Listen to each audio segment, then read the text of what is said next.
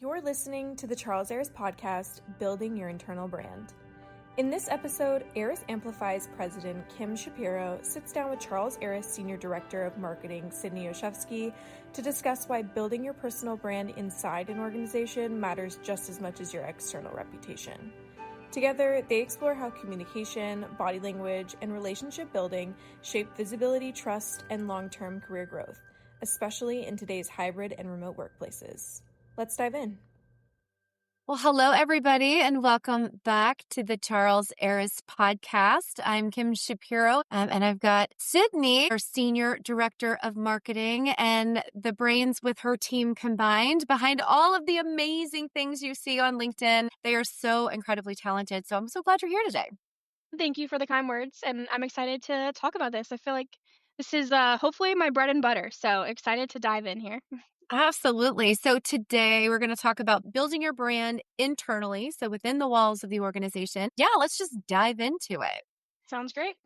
Let's just have like an open dialogue on why it's so important and frankly, how to even do it. I don't know that that's a natural gift for everyone. I think some people aren't really sure how to do that. No, that sounds great. Even just like why it's important to build your personal brand. You referred to it earlier, but I feel like people don't necessarily think about that as part of their job description, especially when you first start a new role. You're just like focused on, I have to learn the company, I have to learn my day to day. If it's a new industry, maybe I'm learning that at the same time.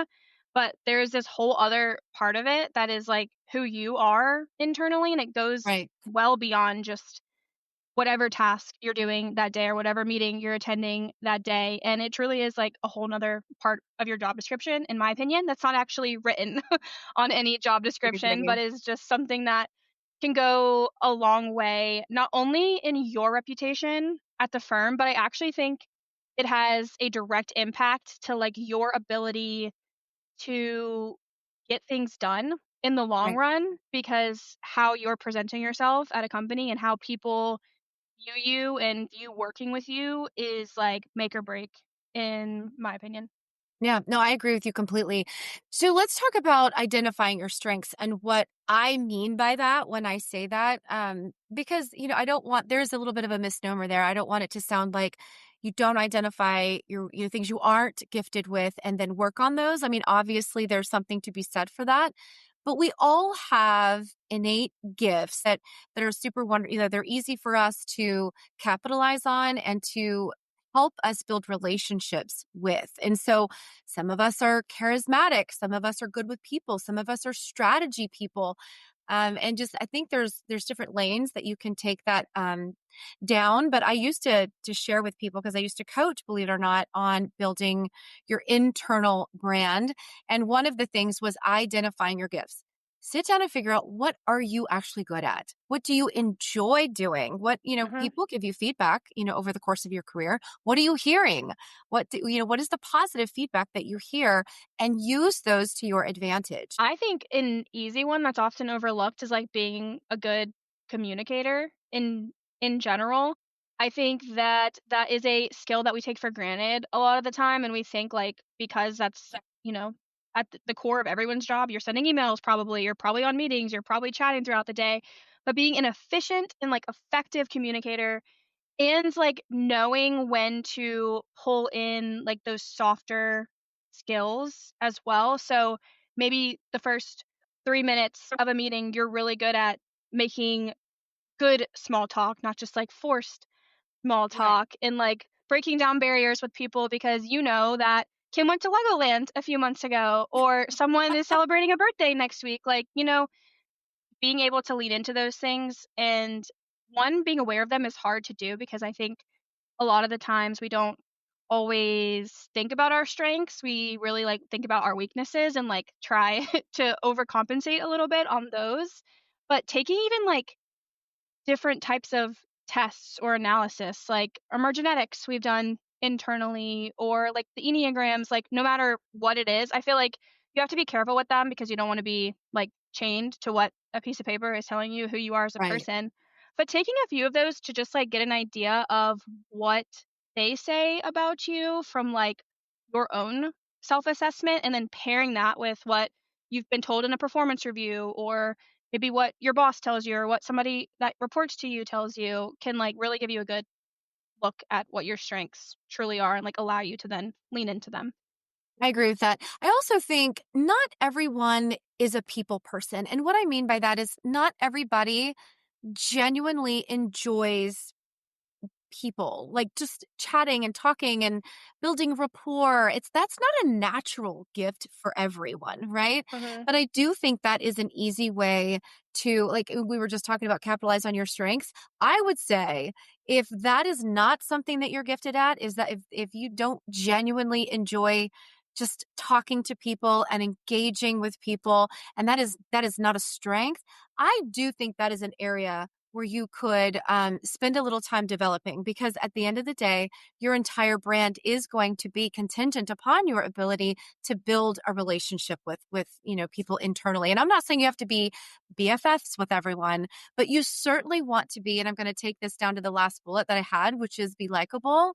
You Mhm. want people to want to be around you, and you want people to want to engage with you, because at the end of the day, there is a partnership um, situation with the majority of our relationships internally. Like we have to communicate. We just, Yeah, there's no unfortunately, getting for the around people it. who don't enjoy peopling, I call it, Yeah. that is something that is a requirement for the majority of our jobs, and maybe not all of them, right? But Mhm. I would say typically, if you're working in an organization, there are other people. And Yeah. so if that's not a gift, I think that would be something to spend some time developing. Would you agree with that? Totally. And I think also there's like an element to this that's like if you're naturally in an office all day, some of this stuff may be easier because you're going to walk to get coffee or you're going to lunch and you're running into people. And sometimes it's just easier for people to have those conversations and like Yeah. small talk in those settings. If you're not somebody who's necessarily good at duplicating that in a virtual setting, you may be like, okay, I actually am really good at it in person, but I need to work on doing this over Zoom or even over chat or whatever it may be, because I do think like those are two separate things. And I've met plenty of people who are really, really, really good communicators in person, but it's totally different when the screen is the only thing that they can kind of talk through. So you may even want to think about like, is there certain settings that I'm better at versus not, and then be able to work on those specific I parts. think I love that. Thank you for that. I think too, for some people where that building rapport and building relationships is not just innately a part of who they are, but definitely something that is key to building your internal brand. I think a few things that you can do is become an active listener. So, when you're talking to people, those people who maybe they don't enjoy, I use the phrase peopling, they don't enjoy, talking to people. There is their body language can oftentimes showcase that. And so Yeah. it can give I don't want to say the image, but the impression that they're a little standoffish, or they're just not approachable. They don't like you. So you want to be careful that you're not giving off those vibes, right? Mhm. So just little tweaks that you can do to engage with people is make eye contact. I mean, that is such a simple one. Another body language thing you can do is that when you're talking to someone directly, and this is, of course, if you are standing right in front of someone. If this is on a Zoom call, it's not going to be as easy to do. But if you're standing right in front of someone, make eye contact and square your shoulders with theirs. Sometimes if you turn your body, like almost, especially if it's facing a door, subconsciously that gives the other individual the image that you're trying to escape. Yeah. They've done studies on this. There's a book called, I think it's called Body Talk or something like that. And they say to square your feet and square your Mhm. shoulders directly in front of the individual, so that you're giving the impression that you are in it, like you're engaged and you're listening. Um, Another thing that you can do too is, from that perspective, if you're in a one-on-one conversation with someone, is active listening. Don't try to dominate the conversation, right? You're listening to them. Everyone does this. I mean, even if you don't want to admit it, everyone does this. And that is when you're engaged in a conversation and you get a thought, something pops in your mind, and you immediately now you want to butt in, or you want to interrupt, and you want to share your thought. but we really have to actively practice active Yeah. listening because it's Mhm. such a hard thing to do because you're so afraid you're going to forget your thought. And that is another thing, Sydney, that we do is we're planning. What am I going to say next? What am I gonna say And so the next? Yep. wheels start turning. And so what do we do when we do that? We stop listening. Yep. And so these are all, I would say by and large, these are things that we have to train ourselves to do. I don't think they're necessarily just gifts that we have. I think we really have to work at it. But when you do that, when you learn these body language tips and you learn active listening tips and you start practicing these things, you're automatically going to be received better. I mean, Mhm. people are going to think, oh, this is an engaging person. Oh, they're listening to me. Oh, that must mean they like me. Oh, well, if they like me, then I like them. I mean, this is just human nature, Yeah. right? It's Yeah. psychology. Oh, totally. And I think too, like if you think about people in your life, whether it's like a mentor or a leader or a colleague who are really good at it, even like asking them for tips, like how did you get Yeah, so for good sure. at Right. doing XYZ? Or just like kind of like watch them a little bit and like see if you Mhm. could pick up tips from it if you don't feel comfortable like asking them. But I think that like pulling that information from or pulling those examples from people that you really admire, have that specific skill is the best way to learn it because you probably I won't love that. be able to just develop it on your own if you aren't innately doing it. But like doing the watching people, reading books, there's so many I great was just gonna say resources and reading books, that's a good podcasts one. about it. Yeah, it can only help. There's another, tip for people that this is just not naturally who they are, and that is to pay attention to who you're bringing this is actually good for anyone. Pay attention to who you're bringing to work. Which side of your personality is coming to work, with Mhm. you? We all have that dark side, and we all have the lighter side, and it could be indicative upon what's happening at home, right? Like maybe you woke up one morning and the kids couldn't find their shoes and they couldn't find their lunch boxes and they couldn't, whatever the case may be. And so by the time you get to work, whether that's on your Zoom calls or whether that's in person, now you're this grumpy person because you just dealt with life's chaos.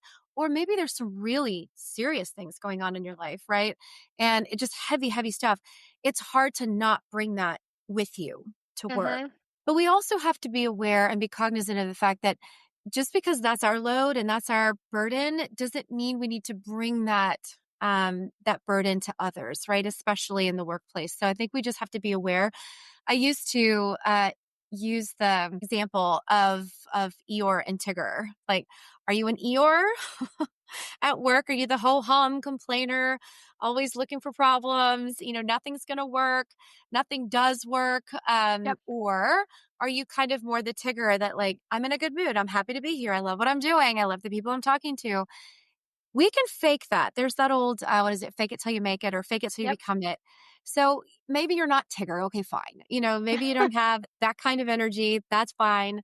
But you can, to some degree, fake it. You can bring that, channel that energy and just remember to manage the things that you're thinking and manage the things that you're saying so that you are bringing a more positive image to the individual that you're standing before or just the individuals that you interact with on a day-to-day basis. And I think that is a very quick tweak Yeah. to make an impact on your internal brand is just be positive. Nobody wants to hear your stuff. And that Right. doesn't mean that you have your friends at work, you have your coworkers, that people that do know the things that are going on in your life. And I think sharing highlights and like little updates and things like that because they ask, how are you? How are things going in that situation? Well, sure, of course. I think it's fine to update, but that's it, right? Like we just Yeah. don't want to be that person that's negative. Like Yeah. nobody wants I to be think it's around somebody also that's constantly negative, right? yeah, I think it's also okay, like, if you're going into a day and you're like, "I am just not going to be who I am normally today," to almost, like, tell the people around you that, like, Yeah. "I'm not Call it out. I say talking to call out you the in some obvious. way." Yes. Yeah, because I think you have to walk the line of, like, being, like, 100% one of my strengths is being able to, like, keep life and in life and keep Put work things at in work. boxes. Put things in Yep. boxes and put them on the shelf and deal with them later. Yep, but at the same Yeah. time, like, I feel like early in my career, I felt like I had to not nobody told me that I needed to do this, but I was, like, trying to fit this, like, mold of what Right. somebody in corporate would act like. Right. And so trying to find the balance of I think that who I am at work and who I am in my real life is pretty much the same person now. I just Mhm. know, what's wrong and what's not for different environments. But you have to like find the balance of that because if you fake too much, then everyone's going to know it. Like it's going to be That's so right. obvious, especially if you work for an organization where like people meet your friends and family or like you bring Mhm. people from the outside to like an event and then if you really are, like, faking it, it's gonna be so obvious because the 2 Right. worlds start colliding. So I think you have to find, like, a really good balance of the 2 and, like, know who I you're agree. going to be in both settings and, like, be okay with that. I do agree with that. I think because there is obviously that authenticity that you have to bring with you because if you don't, it's obvious that this person is they're just not their authentic self. That said, a lot of the things that I was saying, those are just trained things. But I think a lot of it is you're training yourself to I don't want to say not be your authentic self, but just to bring a more professional version of you to the workplace. And yeah, it can Mhm, kind of seem like, well, am I splitting my personality? Like, am I going to be someone different than I am at home? I think we are to some degree. And maybe we're getting away from that a little bit. But I think to some degree, we are a little bit different, at work. I think there's a level of professionalism that we do bring to the workplace that at home I'm assuming we're all a lot more casual, right, than we would be in yeah, front of, our coworkers. So, yep, but I do hear you. We don't want to be inauthentic, mhm, but yet these are things, some of the things I was speaking to, you can train yourself to have it become a more innate response. Does that make yeah. sense? No, totally. I completely agree. We talked about body language, but let's dive into that just again, like, because I think people don't necessarily pay enough attention to the impact of body language. You hear all the time, like crossing your arms is a bad thing, right? We've heard that how many times, in our lives? I've heard it a Mhm, thousand times. I don't have an issue with it, right? I think as long yeah, as if it's a resting pose and you're engaging with your eyes and you're engaging in the conversation, I don't think there's necessarily an issue with that.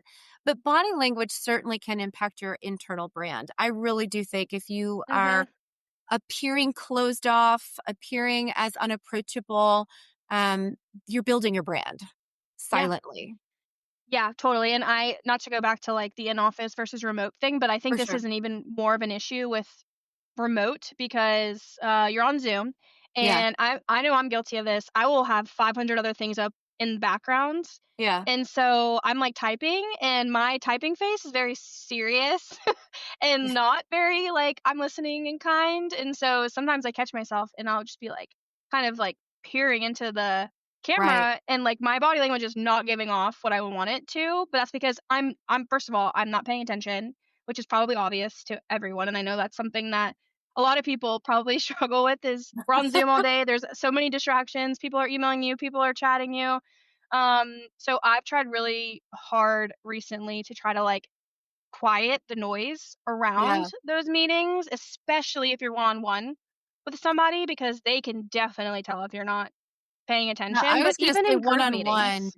for sure. Like, I Yeah, think that and I think most people probably are a little bit better better. about Yeah. one-on-one, but in a group situation, very easy. And I'm guilty. I mean, I'm Mhm. absolutely guilty of doing that as well, City. So you're not alone in that regard. So I do actually appreciate you bringing that one on up because I think everyone struggles to some degree. But if you're on camera and as an organization, you're on camera, Mhm. everyone can still see you.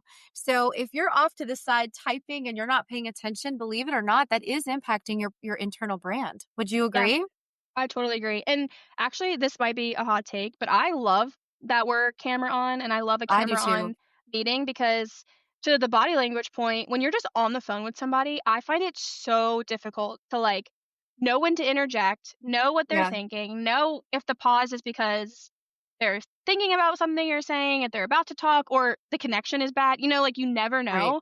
So I really do think, like, if you're in a situation where if you're on remote, even if you're not like a camera on organization, if you can be camera on, it really does go such a long way. It also just like gives you that personable side. Like, you are looking at them. It's like you're in person. There's something just so weird about like only phone call, in my It's opinion, because you never impersonal. know. You never It's know. Yeah, it's impersonal. completely It impersonal. never used to be a thing. I think when we were an in-person society, like where everybody just went to work, like there was no remote by and large. I mean, okay, Yeah. some professions did that, but by and large, most everybody was in person.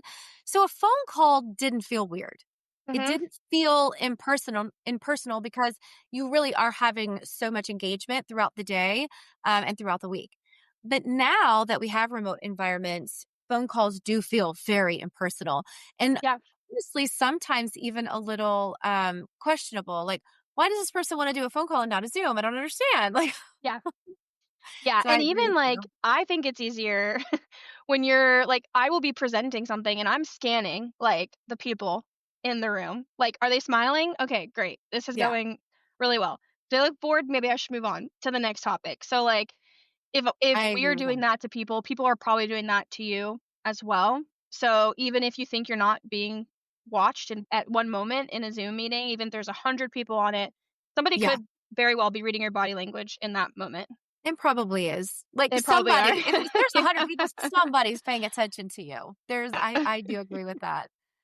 So let's talk about building your network, stepping outside of your comfort zone, stepping outside of your office, turning your Zoom camera on if you're typically a camera off individual. These are little things to build your internal network. I don't know if you've got any special tips around that, but I Mhm, can tell you um, just by somebody who has joined, I've been a part of, multiple organizations across my career. I've stepped into leadership roles as a new person multiple times. And it's essential for you to get out and meet people, not just your team, not just your leader, but the people that are leading other teams and the mhm. peer group within the walls of the organization. Do you have tips for people on how to do that?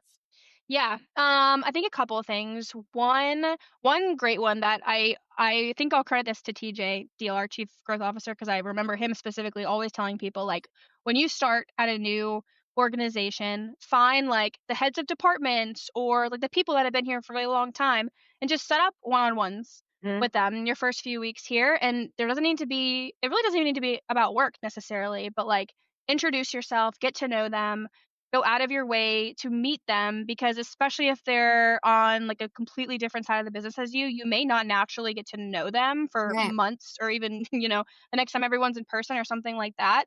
So doing that early on, or even if you're at a company now and you've never done that before, doing that in general is really, really helpful. And it also not only helps you, but it helps them be like, okay, this is who XYZ is now. And then you both feel like if you need something or you have a question or you need a favor, like, now that like first barrier has been broken. I love Um that.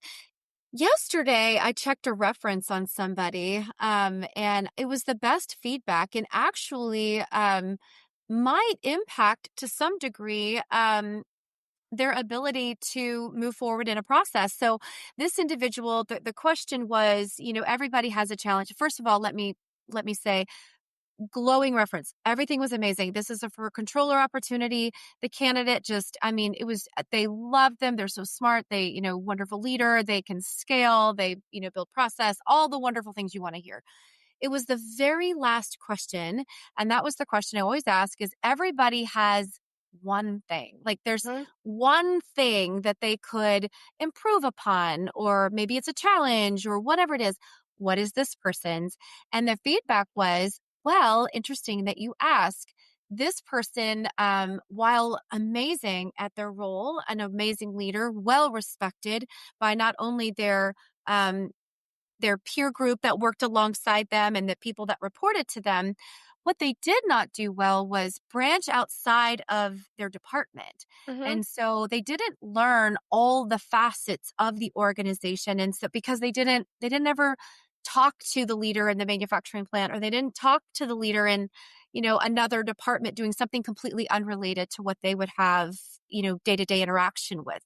Yeah. And that impacted their ability to really understand fully, and also just build relationships with people outside of their core group of people.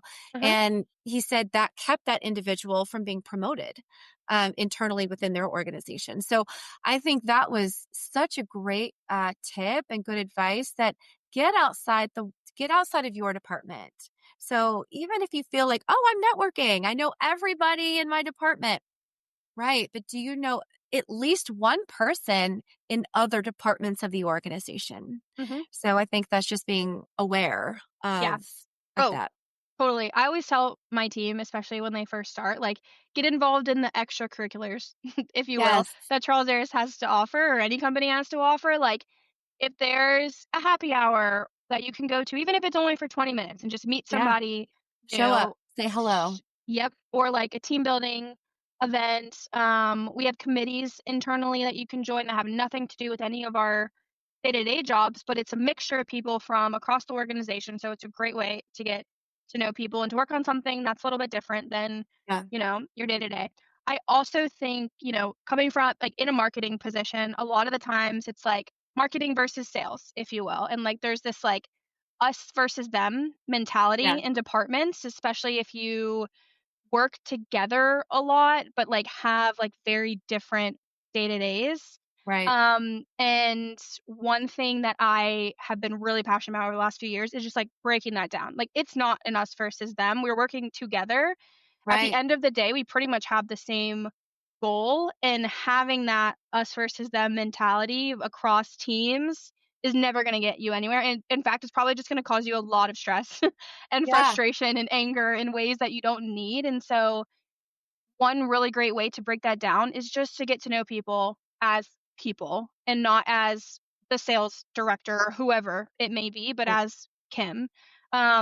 So I think that's really, really important. And once you start to do that across the firm, it also just becomes really natural. Like it doesn't Yeah. feel like you're going out of your way to do it, but you end up 6 months later at an all staff event and you find yourself not just sticking to your little group, but communicating across all the different teams. And just like you have to start to do it and maybe force yourself to do it at first, and then I think it just becomes natural, and one day you're just doing it and you've created all these relationships, and those spin off to different relationships, and it really does go a super long way. I agree with that. I also all everything that we're talking about is so essential for people who don't have a high visibility role. Like if Mhm. there's just not a lot of attention on your seat.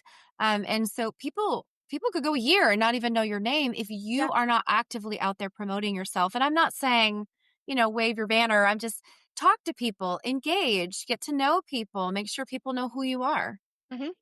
Yeah. Um, so the last thing that I had was and we kind of touched on this a little bit earlier, so we cheated a little bit, but be likable, like character over charm. Yep. What do you any thoughts on that? um I think one one way to do this is like a little bit of a backdoor, because like you yourself obviously just, I think everything we said before leads to being likable Agreed. 100%. Agreed. But the other thing is like meeting people where they are in a way. Mhm. And I think doing that to other people automatically makes you more likable to them. Right. So like if I know that somebody that I'm meeting with next week, they really benefit from an agenda before the meeting. But that's not something that my team usually does. We usually come and present the agenda. Maybe we'll go out of our way to do that because we know it's going to make them have an easier time. And then that will make them think in a certain way about us from Right. there. Or they like to be communicated with on Zoom chat versus in an email, or they prefer that I call them on Zoom to tell them something versus sending 100 emails with no response. I think a lot of the times it's easy to like put the onus on other people, and you're Yeah. like, well, I'm being nice, I'm being kind, I'm doing what I'm supposed to do, But sometimes you have to meet people exactly where they are and kind of, like, bend a little bit to what their style is and what they prefer, and even doing that in a really small way, at least small, what you may be thinking, Yeah. um, does a lot for the relationship, and I think how they see you as well, because it becomes like a two-sided relationship in a way and not just, like, you trying to be overly likable, right? Like, sometimes Right, right. I've Well, caught that's myself again, you don't wanna be overcompensating. inauthentic. Like, you want it to just be innately who you are. But again, some of these things are Yeah. learned behaviors. Mhm. So I hate giving the out, and saying, "Well, it's not innately who you are, so therefore you don't have to do it." I Yeah. disagree with that. I think, well, depending on what you want, right? Depending on Mhm. what you want out of your career. If you want to sit, and hide in a corner, there are people that want that. They do not want visibility. They do not want to talk to people. They do not care about their internal brand, and their job suits that. That's not really the audience here. That's not really who we're talking about, too. We're talking to individuals who, no, I want to impact positively my personal brand internally because it's important for visibility, it's important for promotions, it's important for likability, whatever Mhm. the purpose may be. So that's why I want to make sure I'm careful with saying these things aren't necessarily innate. You have to learn them. Um, because I'm not advocating for authenticity. Yeah. It's more like but oftentimes you don't know these things unless you train your behavior. Yeah. So, No, I think that's, 100% true. I even think about, like, myself in my first year working at Charles Aris and, like, being at a very early stage in my career, like, small talk, I mean, or, like, anything that was in person or something outside of just the work, like, my hands would start sweating immediately. I'm like, "I'm not going." I would just sit there silently, and I realized, like, you're not gonna get anywhere, and that's what right. I did wanna get somewhere, right? Like, I had these big goals for myself, and so I had to force myself to be uncomfortable for a really long time, and now I feel like in a lot of settings, people are probably like, "Is she ever gonna be quiet actually?" Like, it's become more natural and, like, you become comfortable with it, but there has to be an uncomfortable part to it, right? Like, you're not I just gonna agree. wake up one day and be like, "Well, I have all these traits now and things that I've been trying to do." You have to, like, force yourself to do I it. agree with that so much, and I would like to say especially for Mhm. women, speak up. They've done studies where, there's a boardroom meeting and, that there isn't capacity at the table. And so there will be the seats around the boardroom table, and then there will be seats that line the wall because they have to accommodate for a larger group. Women, by and large, will walk in and take the seats that surround the table and Yep. not sit at the table. No, no, no. Mhm. Unless there are assigned seats and you're not supposed to be sitting there, Yeah. grab that seat. And Mhm. I would say, challenge yourself to speak up. This is an imposter syndrome situation where you're afraid you're going to sound stupid, or you're afraid you're not going to say something of value. But oftentimes you're going to say exactly what so many other people are thinking, and they Mhm. also are not speaking up. And let's just call out, the elephant in the room. So what if you sound stupid? Yeah. You Yep. might. That's okay. Like, it's that, Mhm. sometimes we do say things and people look at us like, I have no idea where you're going with that. Okay, thanks. I just Yeah. had to get my idea out Now we'll there. move on. And Nobody will yeah, now remember. we'll move on, Yeah. or allow me to clarify. Yeah. So I just, especially for women, take a seat at the table if a seat if a seat is open, Mhm. and speak up. I'm so glad you brought that up. That Yeah. you at one point in your career experienced that, and you had to force yourself to come out of it. It didn't just come naturally. Mhm. Yeah. 100%. Love that. Mhm. Well, Mhm. thanks for listening to everyone out there to the Charles Aris podcast. We appreciate you so much for staying with us. Kim, thanks for having me as a guest. This has been Absolutely. amazing. So much fun. Thanks, everybody. Thanks. Thanks for tuning in to the Charles Aris podcast. For more insights and resources, visit us at www.charlesaris.com. We'll see you next time.